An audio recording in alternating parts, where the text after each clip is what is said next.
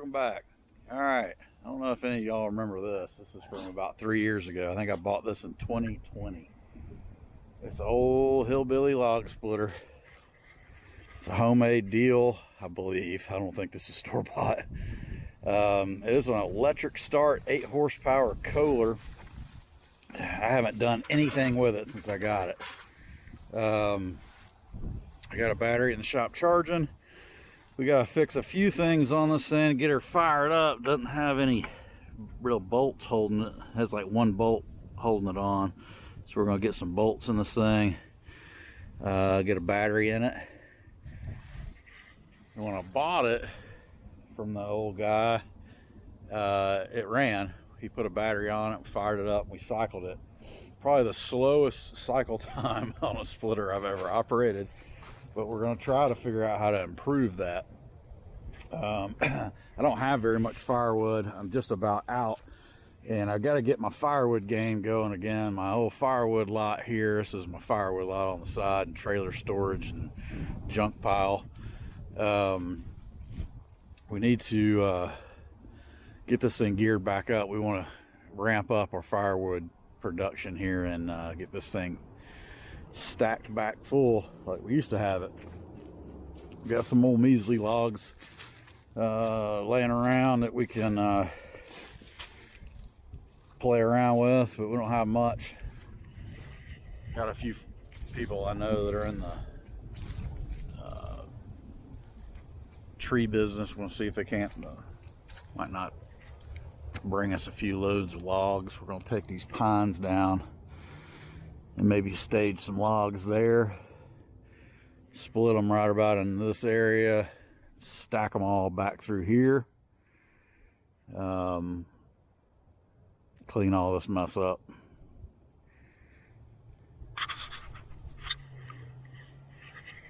So if you're interested in log splitters, this one, I thought this one was cool, and the only reason I really bought it, I was looking for a beam. I wanted a beam. I was going to build a log splitter because I can't afford to buy like a big fancy Timberwolf or something, you know, $16,000 log splitter. So I was like, I'll try to build one.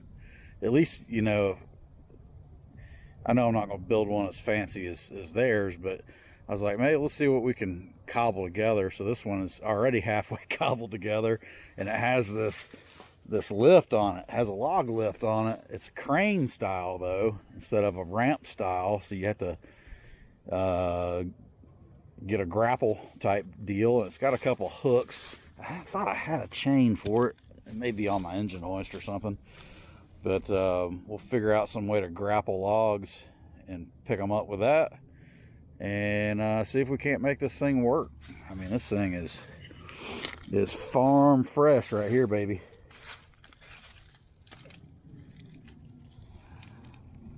Got some quick connect pins. The old hoses are a little on the weathered side. Hopefully they will stay together and not spring a massive leak. Storage tank for the hydraulic fluid is there. Not very big. May have to expand that at one point. These old wheels, these little wagon wheels are crazy, aren't they? They kind of lean back and forth, and they're spindle mounted just with a cotter key. I thought those were pretty neat. Don't know what they originally came off of. Some sort of cart back in the 1800s or something. I don't know. All right, we're gonna get some bolts. We're not gonna bore you with showing you how to put bolts in the block or anything like that. We'll hopefully be firing this thing up here in a few minutes. Got a couple bolts in it. It'll be good for now until I figure out if I'm gonna keep this engine or not. We're about to drain the oil out of it. It does have this handy dandy dipstick. I don't know if that's homemade or not. Goes down there. It's got some oil in there, but it don't look too good, so we're gonna change it. Drains out right here. Give me that pan there, Caleb. Alright, so we're gonna stick a pan up under there like so. Let's see if we can't get this plug out here. Ooh, may have to get something different than this.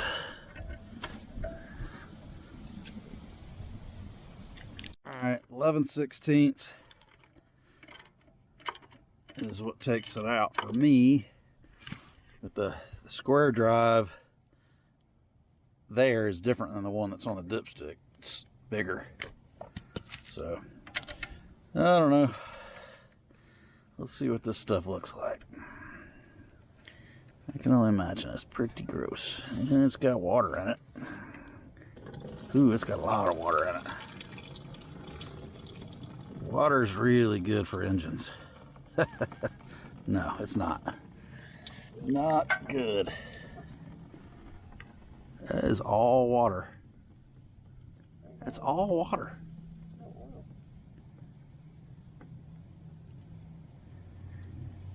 That's not good. It's not locked up.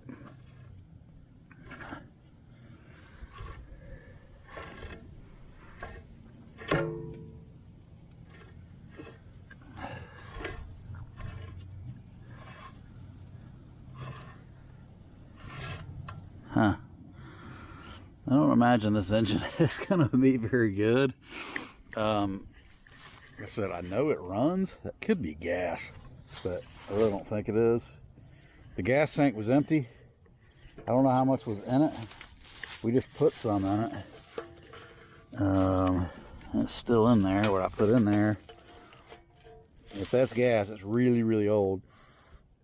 Well, we'll get some oil and stick it in there and see what happens. What I'm going to do is,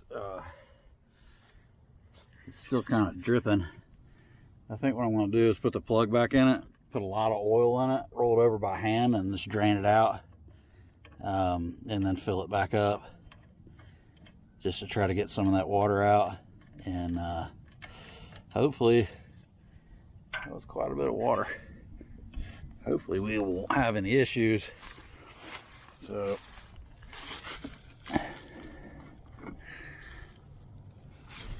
but if not, I've already been looking at engines and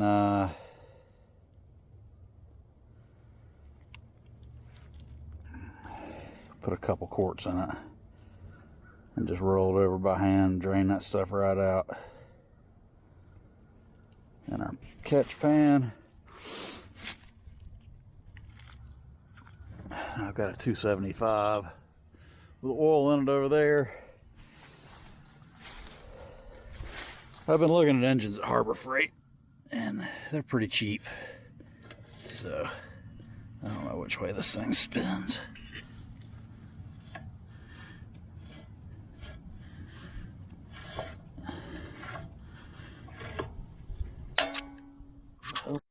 Well, rolling it over by hand, I really don't think there's a lot of compression in this thing.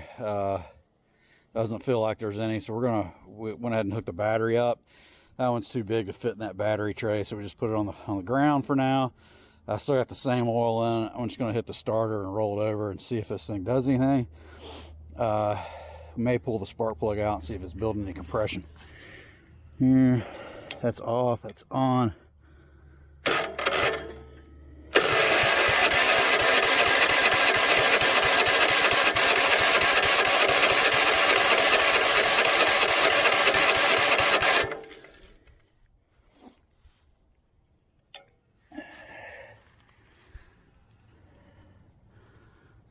See, that's the choke.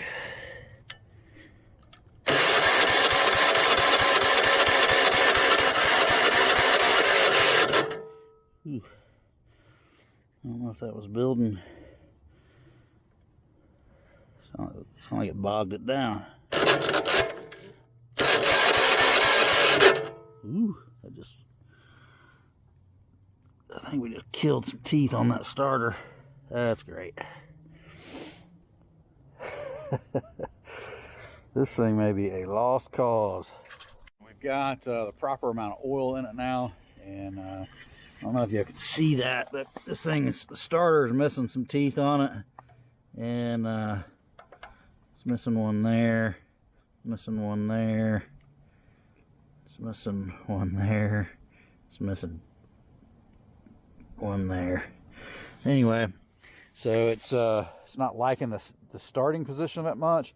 Pulled a plug out of it because we're not getting it, it's not firing.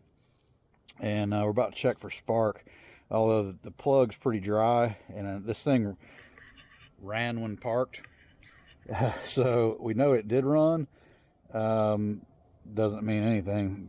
Anything could be bad on this thing's been sitting out in the rain for 3 years, hence why it was full of water.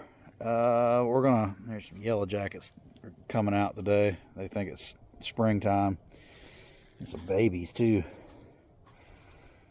Anyway, we're gonna put the spark plug wire on this thing, because you gotta have 3 things to make an engine run: compression, spark, and fuel. If you don't have compression, spark, and fuel, your engine's not going to crank.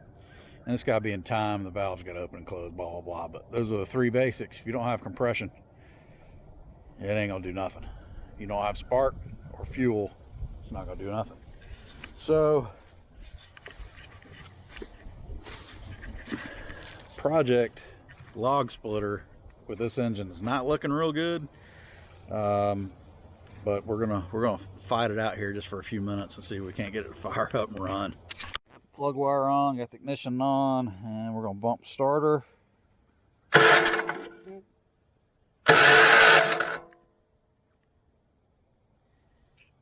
It's got compression. It's shooting stuff out of there. I don't see any spark. I don't know if we got good ground or not. Hope it wouldn't fall on me.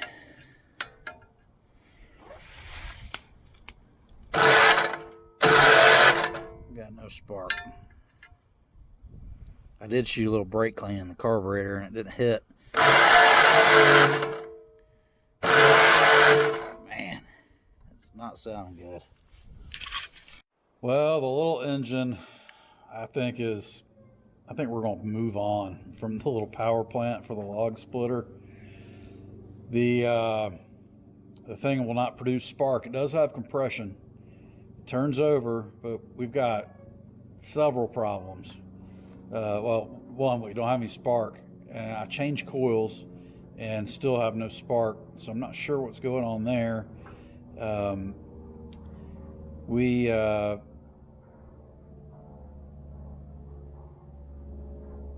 don't have a good throttle control. We don't have well, it's electric start. We got those chipped teeth on the starter, so it's going to need a starter. It's got some busted weights on the flywheel, which could possibly cause a balance problem with the engine. I'm not sure.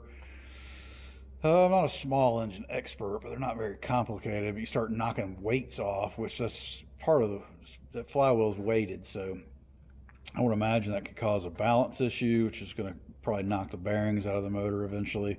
And I plan on running the crap out of this thing. So I think it's going to be time for a new power plant on the log splitter. Come back if you're interested in log splitters. Come back and check out the next video. We will let you know what we're going to do as far as possibly a new engine for it.